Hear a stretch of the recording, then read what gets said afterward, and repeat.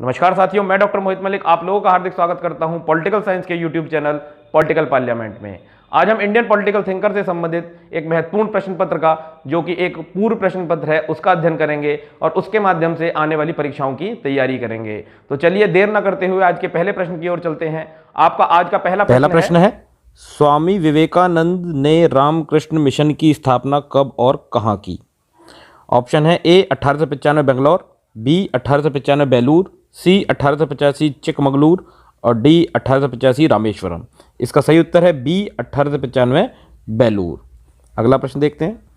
भारतीय शिक्षाविद के रूप में किसने 1893 के शिकागो धर्म सम्मेलन को संबोधित किया था? आपके ऑप्शन है ए दयानंद सरस्वती, बी सुभाष चंद्र बोस, सी रविन्द्रनाथ टैगोर और डी स्वामी विवेकानंद। इसका सही उत्तर है डी स्वामी विवेकानंद ने 1893 के शिकागो धर्म सम्मेलन को संबोधित किया था। तीसरा प्रश्न है, भारत का आध्यात्मिक नेपोलियन किसे कहा जाता है? ए दादा भाई नौरोजी, बी गोपाल कृष्ण गोखले, सी स्वामी विवेकानंद और डी व्योमेश चंद्र बनर्जी। इसका सही उत्तर है सी स्वामी विवेकानंद को आध्यात्मिक नेपोलियन कहा जाता है। अगला प्रश्न देखते हैं। जी के गोखले के अनुसार भारत में गरीबी का मुख्य कारण था? ए यूरोपीय सेना पर व्यय, बी यूरोपियनों के उच्च वेतन, सी भारतीय कुटीर उद्योगों पर कुठारघात। इसका सही उत्तर है डी उपयुक्त सभी। पांचवा प्रश्न देखते हैं। निम्न में से कौन सी पुस्तक डॉक्टर बी.आर. अम्बेडकर द्वारा लिखित है? ए भारतीय राजनीति में जाति, B caste faction and party, C annihilation of caste और D caste class and politics. इसका सही उत्तर है सी एनिहिलेशन ऑफ कास्ट। यह डॉक्टर बी.आर. अम्बेडकर द्वारा लिखित पुस्तक है। छठा प्रश्न देखते हैं। सामाजिक व आर्थिक प्रजातंत्र की अनुपस्थिति में राजनीतिक प्रजातंत्र सफल नहीं हो सकता, किसका कथन है? आपके ऑप्शन है ए doctor B R. Ambedkar, B Mahatma Gandhi, सी जवाहरलाल नेहरू, डी उपरोक्त में से कोई नहीं। इसका सही उत्तर है ए बी.आर. अम्बेडकर ने कहा था कि सामाजिक व आर्थिक प्रजातंत्र की अनुपस्थिति में राजनीतिक प्रजातंत्र सफल नहीं हो सकता। अगला प्रश्न देखते हैं। सैन फ्रांसिस्को यूएसए में 1898 में शांति आश्रम एवं वेदांत सोसाइटी की स्थापना किसने की थी? ए महात्मा गांधी, बी जवाहरलाल नेहरू, सी रामानुजाचार्य और डी विवेकानंद। इसका सही उत्तर है डी विवेकानंद ने सैन फ्रांसिस्को यूएसए में 1998 में शांति आश्रम एवं वेदांत सोसाइटी की स्थापना की थी। आठवां प्रश्न देखते हैं। एक दुर्बल हृदय उदारवादी किसे कहा जाता है? A M G. Ranade, B G K. Gokhale, C Dadabhai Naoroji और डी उपयुक्त में से कोई नहीं। इसका सही उत्तर है जी.के. गोखले, गोपाल कृष्ण गोखले को एक दुर्बल हृदय उदारवादी कहा जाता था। अगला प्रश्न देखते हैं। निम्न में से किस संस्था के सभापति डॉक्टर भीमराव अंबेडकर थे? ए संविधान प्रारूप समिति, बी संविधान सभा, सी ए तथा बी दोनों, डी उपयुक्त में से कोई नहीं। इसका सही उत्तर है ए संविधान प्रारूप समिति के सभापति डॉक्टर भीमराव अंबेडकर थे। अगला प्रश्न देखते हैं। जी के गोखले के संदर्भ में निम्न में से कौन सा सही नहीं है? ए संविधानवाद में अविश्वास, ब्रिटिश उदारवाद में विश्वास, ब्रिटिश नौकरशाही के आलोचक, ब्रिटिश शासन में विश्वास। इसका सही उत्तर है ए संविधानवाद में अविश्वास।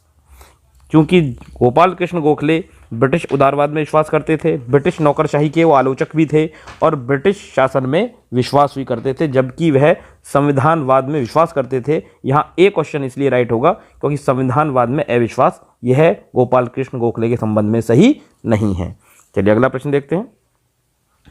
हिंदू प्राचीन भारतीय कानूनी साहित्य उपलब्ध है? धर्मसूत्र में, धर्मशास्त्र में, सी टीकाओं में और डी उपयुक्त सभी में। इसका सही उत्तर है डी उपयुक्त सभी में। मनुस्मृति में कितने अध्याय हैं? ए 12, बी 10, सी 8 और डी 9। इसका सही उत्तर है ए 12, मनुस्मृति में 12 अध्याय हैं। 13वां प्रश्न देखते हैं। निम्न में से कौन सा मनु के सप्तांग सिद्धांत का हिस्सा नहीं है? ए स्वामी, बी पुर, सी मंत्री और डी दास। इसका सही उत्तर है डी दास मनु के सप्तांग सिद्धांत का हिस्सा नहीं है। 14वां प्रश्न देखते हैं। मनु द्वारा शताध्यक्ष कितने ग्रामों के अधिकारी को कहा गया है? ए 20, बी 50, सी 100 और डी 1000।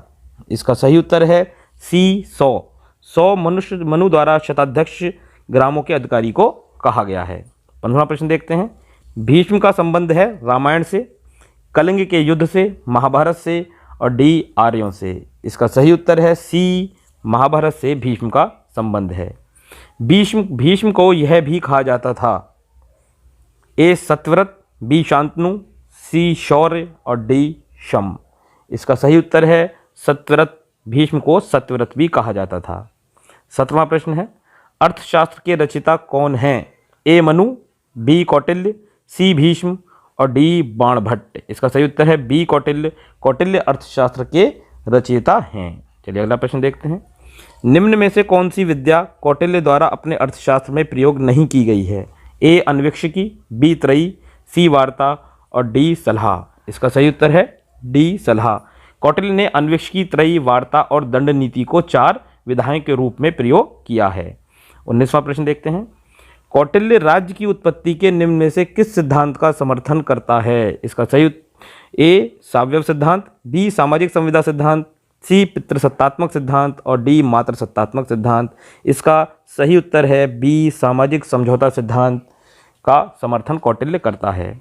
20वां प्रश्न देखते हैं। निम्न में से कौन सी कौटिल्य के सप्तांग सिद्धांत का हिस्सा नहीं है? ए स्वामी, बी जनपद, सी दुर्ग और डी द्वार। इसका सही उत्तर है डी द्वार। कौटिल्य का सप्तांग सिद्धांत है स्वामी, अमात्य, जनपद, दुर्ग, कोश, दंड व्यवस्था और मित्र। 21वां प्रश्न देखते हैं। शुक्र के लिए निम्न में से कौन सा विदेश संबंधी संचालन का साधन नहीं है? ए दूत व्यवस्था, बी गुप्तचर व्यवस्था, सी किसान बल और डी सैन्य बल। इसका सही उत्तर है सी किसान बल विदेश संबंध संचालन का साधन नहीं है। ब्रह्म समाज की स्थापना कब हुई थी? ए 1828 कलकत्ता में, बी 1828 बम्बई में, सी 1836 नागपुर में और डी 1836 वर्धा में। इसका सही उत्तर है ए 1828 कलकत्ता में। मिरात उल अखबार किस भाषा में छपता था? ए उर्दू, बी अंग्रेजी, सी फारसी और डी बंगाली। इसका सही उत्तर है सी फारसी। मिरात उल अखबार फारसी भाषा में छपता था, जो कि राजा राममोहन राय द्वारा निकाला जाता था। 24वां प्रश्न देखते हैं। सत्यार्थ प्रकाश के लेखक कौन हैं? ए आचार्य नरेंद्र देव, बी दयानंद सरस्वती, सी रामकृष्ण चंद्र और डी विनोबा भावे। इसका सही उत्तर है डी दयानंद सरस्वती। 25वां प्रश्न देखते हैं। कौटिल्य के अर्थशास्त्र में कितने अधिकरण हैं? ए 13, बी 14, सी 15 और डी 16। इसका सही उत्तर है सी 15। कौटिल्य के अर्थशास्त्र में 15 अधिकरण हैं। 26वां प्रश्न देखते हैं। इंडिया इन ट्रांजिशन के लेखक कौन हैं? A Raja Rammohan Roy, B Manvendra Nath Roy, C Satyendra Nath Roy और डी विश्वेंद्र नाथ राय। इसका सही उत्तर है B Manavendra Nath Roy India in transition के लेखक हैं। अगला प्रश्न देखते हैं। निम्न में से कौन सी पुस्तक M.N. राय द्वारा नहीं लिखी गई है? A India's problem and their solution, B future of Indian politics, C 1 year of non cooperation और D India today and tomorrow. इसका सही उत्तर है D India today and tomorrow Manvendra Nath Roy द्वारा नहीं लिखी गई है। अगला प्रश्न देखते हैं। विचारधारा के आधार पर गोखले निम्न में से किस राजनीतिक चिंतक के नज़दीक थे? ए दादा भाई नौरोजी, बी बाल गंगाधर तिलक, सी विपिन चंद्र पाल और डी उपरोक्त में से कोई नहीं। इसका सही उत्तर है ए दादा भाई नौरोजी के नज़दीक विचारधारात्मक रूप से गोपाल कृष्ण गोखले थे, क्योंकि जो बाकी 2 विचारक हैं वो उग्र स्वभाव के थे, लाल बाल और पाल।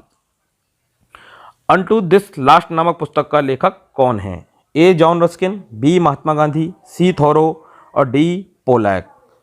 इस प्रश्न का उत्तर है A John Ruskin unto the last नामक पुस्तक के लेखक हैं। निम्न में से कौन गांधीवादी दर्शन का हिस्सा नहीं है? सत्य, अहिंसा, नैतिकता और विश्वास। इसका सही उत्तर है विश्वास गांधीवादी दर्शन का हिस्सा नहीं है। अगला प्रश्न देखते हैं। गांधी जी लेखक के रूप में निम्न में से किस पुस्तक से संबंधित नहीं है?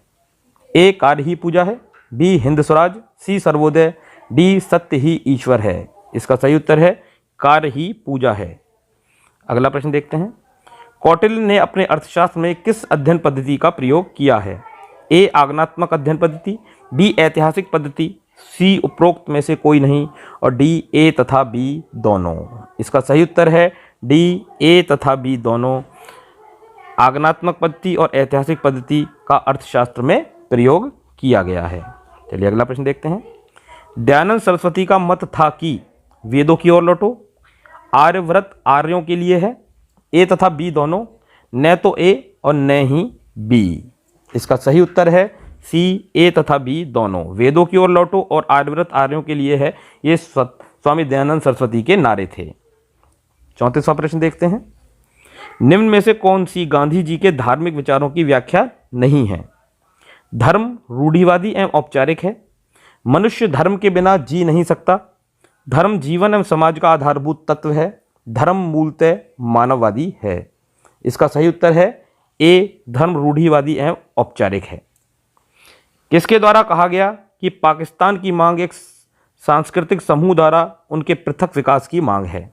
A, M A Jinnah, B, Mahatma Gandhi, C, M N Roy, D, B R Ambedkar. इसका सही उत्तर है डी, बी आर अम्बेडकर।